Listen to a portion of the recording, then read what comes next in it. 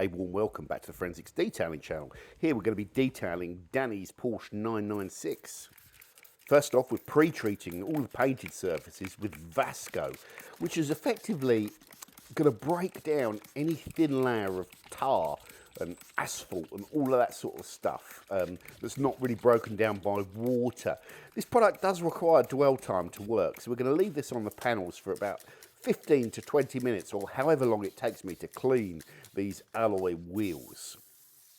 So with the alloy wheels, we're just using the old shake and bake method, guys. We put down some fallout remover, we cover it in surfactant and we mash it all up. This does a really good job for moderate wheels, but if you've got that heavy fallout contamination that doesn't come off after doing this, then you may need to use a mild acid. But this worked really, really well. Do not use coloured foams, they're just for YouTubers. They just generate a little bit of interest, but generally they make a little bit more mess and stain your hands and clothes and all that sort of stuff. And there goes the camera. So now we're rinsing off that layer of Vasco, guys. So you can see it looks like it's got emulsifiers in it because it kind of creams up and rinses off the car really nice. My one criticism of this, that it's not quite powerful enough for me. I like the products to work really quick, but at least you can be confident it's safe. So after that rinse down, we're then going to go on with fallout remover, and this car is absolutely plastered in fallout because it feels rough to me. What this is going to do is just going to react and go purple and break down the rust layer on the fallout, so a lot of it sort of dislodges from the paint a lot more easier. So it makes a good precursor to claying, and there you can see some of that reaction all over the panels. Look at that, it's everywhere. So this is well worth doing. The more it lights up, the more you know it benefits from a fallout remover. Next, we're going on with CarPro Descal and acidic pre-wash, guys, which is going to help also shrink down any solid matter, any of the iron that's left after we've removed the rust, but mainly mineral deposits as well. So it's a good prep pre-wash, this, and you can see we're putting it on thick. Then we're going to rinse it and go over to start our contact wash and cleaning out the engine bay first. So then we move on to the engine bay, guys. You can't access that much of these Porsches, but all I did really was a bit of citrus wash, covered up the air intake and the alternator, and then just blasted out the rest, and I'll dress that up later on. After that, we go in with our contact wash. So I'm using Koch GSF here, quite a lot of it, sorry, so there's quite a thick mix here, and I'm just working over the panel with the mitt and a hog's hair brush to just get in all of the nooks and crannies, and just make sure that the car is really, really squeaky clean before we go on to clay it and then polish it. This is the part of the detail which is perhaps one of the most important. If you bodge this and just do it quickly, you can still have bits of grit and dirt left on the car when you go to clay and polish, and that's an absolute disaster, and that can damage the paintwork. So I always like to really thoroughly contact wash the car, and my rule of thumb is, if in doubt, you know, wash it once, maybe even wash it again, but just make sure there's no grit or patches of dirt on any of the panels of the car. Next, guys, we're using this dual function Rupes wash mitt and clay towel to very rapidly decontaminate. The advantage of this sort of clay towel, clay mitt formula is that you can really get over each panel a lot quicker than using a clay bar. The disadvantage is I don't think you get quite as much contamination off, or you can't get into the little crevices or smaller areas quite as effectively. But when you've got one day to do this, this really is a great option for getting 95% of that contamination off, give or take the odd percent, rapidly. After that, we use my cordless flex blower. You can see all the ground's wet, so I'm not kicking up dust, to quickly dry the car. Okay, guys, so it's 11:41. The car has been washed and it is inside now. You can see it's looking a lot more, you're seeing some nice gold rather than, that looked like bronze before, but it was dirt. The paint feels good now. It feels good, but it's dull. You can see that reflection is like dull. It should be sharp and clear. Because the paint's silver, you don't get to see many of the defects in it. But virtually every panel on this car has been painted. There's some paint reacted a little bit there. There's some little micro blistering there that can't do anything with. But the heat can sometimes I've seen those before. I've got them on the Golf, but no, I won't. Nothing's really going to be done about those. The roof is poor, so we'll just get some gloss back in that. I can actually see. You're not going to be able to see what I can see. Well, now you probably can. Probably doesn't look too bad, that, but it just hides the swirls. It's very swirly, but silver hides the swirls so well. Yeah, we've got to. Actually, which way is that coming? Oh yeah, looks like the blend. Oh well, whatever. You can see that blend there.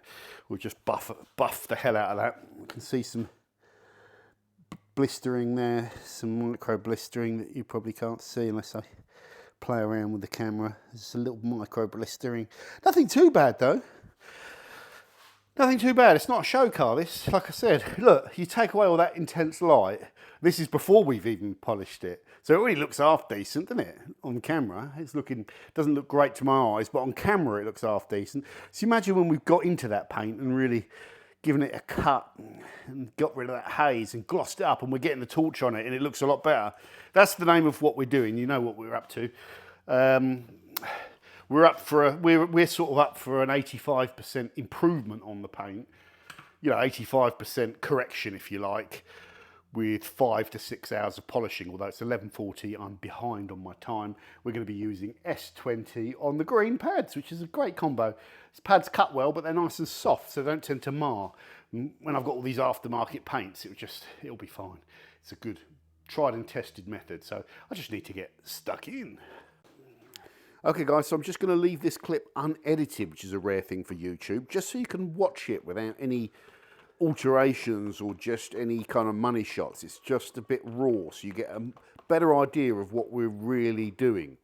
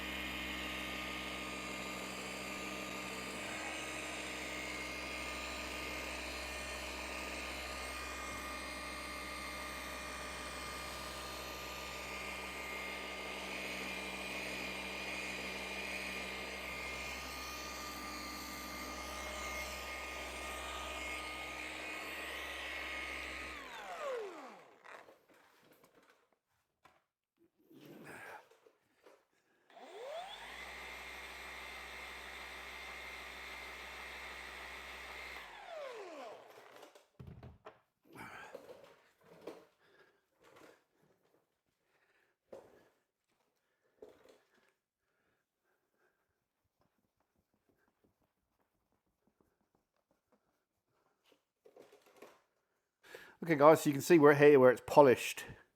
It's looking much better. It's looking richer and shinier. Not perfect though, really not perfect. And I've left a little bit polished there so you can see the polish line.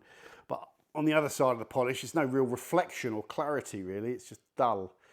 But it's hard to see on the camera. But yeah, it's going to look great when it's all done. It feels good as well now, which is nice.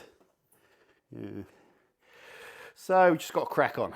We're doing slow 2-set passes all the way through, very slow, just so we can make sure we hit it all.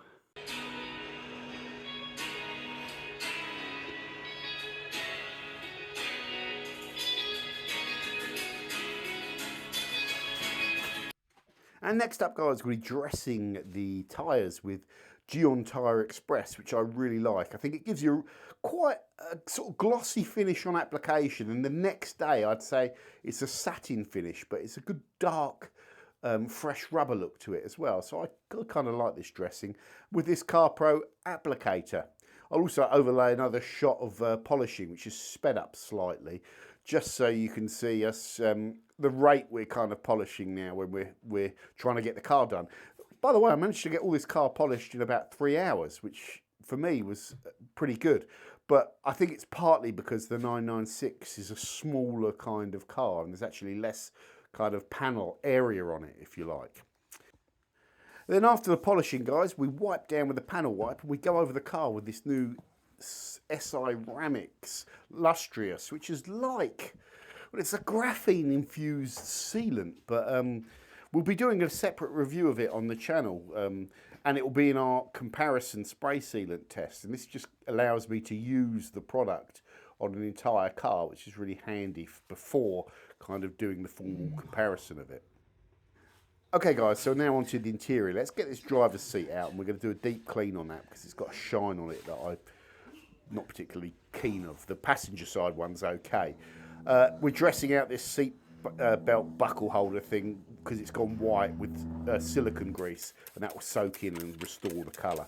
We're going to also do these foot pedals first with Surfex HD at 1 to 10, and then my AliExpress interior brush, which is brilliant. It's really dense, but it's soft tip, so you can really scrub with it, but you're not going to scratch any sensitive surfaces. Really good brush. If the pedals are really bad, do them before you vacuum because it just makes life easier. And then after that, guys, we always give these door seals a good scrub. They pick up quite a lot of dirt over the years, don't they? And, you know, you just give them a good scrub down and dry them off, and then you're done with those. This is the really bit where it starts getting satisfying, I think, because I'm not sure this car has ever been kind of, like, cleaned like this, from what I can see. Here we're using Geist, you know, Ram's brand. We're using his strong professional kind of cleaner that goes on and then you must take it off, rather than his kind of plant-based one, which you could put on and leave there for hours. We're also getting all this scaling. There's some sort of water leak in the roof, and all the headlining has gone white. So I was using citrus and just scrubbing it with my interior brush, and it came up really good. We're using my Halford's interior glass cleaner, which just saves you a lot of work. A little bit of designer fragrance, air scent in that frunk. And something that's really cool, guys, we're going to recolour the steering wheel. It is just, the paint is just falling off this steering wheel. It's all cracked. So it needs to be deep cleaned first with Ram's Geist deep cleaner. And then I'm sanding it to get all of the broken paint off of it and get a smooth finish before I then go on to colour it with this steering wheel colouring kit. This came out amazing. You know, you never know when you're doing this sort of stuff, but I was really impressed with how easy it was to do with this. The paint just goes on and then you just put on a layer, then dry it, put on another layer, dry it, do at least 3 coats, maybe 4 for a steering wheel. And that's it. Really, really easy to do. The key thing is the sanding, because if there's bad texture there, you can't just clean and paint on top of that, because you'll just paint on top of the bad texture. So get it feeling smooth before you put the paint on. Also use a cleaning spirit after sanding just to get all of the loose fibres, you know, fragments of paint off before you put the paint down. Then the steering wheel goes back on, guys. And we're going to use this Maguire's dressing to, you know, put some gloss over all the door cars and dashboards and all that sort of stuff. I'll say I kind of like this product, but after using it this time around, I think it's a little bit too glossy for me personally. Perhaps on even more tired cars, it would have that wow factor. It's not bad though, but it's not bad by a long shot, but just a little bit too shiny. I put it over that steering wheel as well. I perhaps shouldn't have done and just kept a slightly less glossy finish. Finally, a little bit of Geon metal polish on a microfiber rag just to shine up these exhaust tips and make them look a bit more presentable. Okay guys, so our 10 hours are up. I've got no idea what I've done because my brain is just shot to pieces. My body is shot to pieces. My t-shirt is stuck to me. I need a shower, but I've loved every minute of whatever I've done on this. I love the 996 and just bringing this car back. It was a really tired old car and this is proper valeting or detailing. It's what I love doing and it's just brought the car back a little bit and that's a really nice warm feeling and I hope Dan likes what we've done to the car and I hope it brings back a bit of enjoyment for him on this really beautiful, classy looking 996. So thanks for watching guys and I'll see you soon on the Forensics Detailing channel. Don't forget to subscribe. Bye now.